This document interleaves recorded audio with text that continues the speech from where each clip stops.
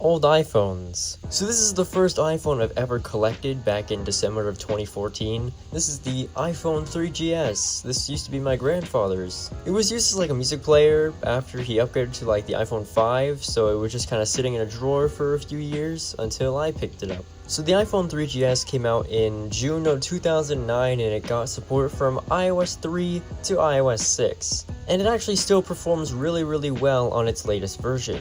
Performance-wise, it is so much better than the previous two generations. And while it kept the design of the iPhone 3G, the internals were upgraded a ton. Faster processor, more RAM, better camera, and those speed boosts were enough to give this thing life until iOS 6.1.6. Now what's supported on iOS 6? Well, not much really. Since last year, the iTunes Store and App Store have been shut down for devices under iOS 7.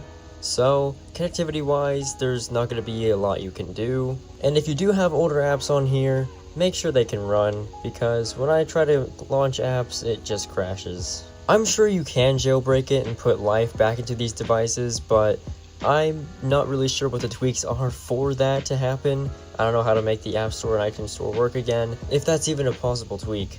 iMessage and your mail app still does completely work. It'll still update all your mail and messages. Functionality wise, everything else is still completely broken.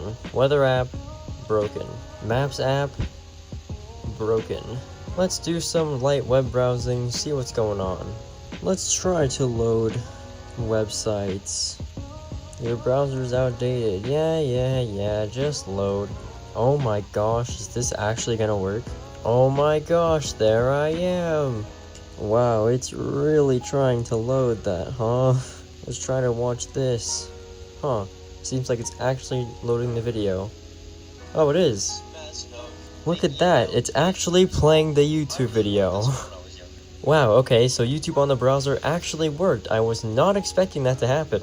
Now let's talk about cellular connectivity. Because 3G networking has been gone from the US since 2021 or 2022, there is absolutely no way for this to get service. So you're pretty much out of luck. Unless you're in some other country and 3G still works completely fine, then this device is going to be completely offline. Though I will say, at the end of the day, this device should only be like a collector's item because these things are so old now. And with that, I think we're done here. So if you have enjoyed this video and you want to see more, make sure you leave a like, maybe even subscribe if you're new, and I will see you guys in the next one.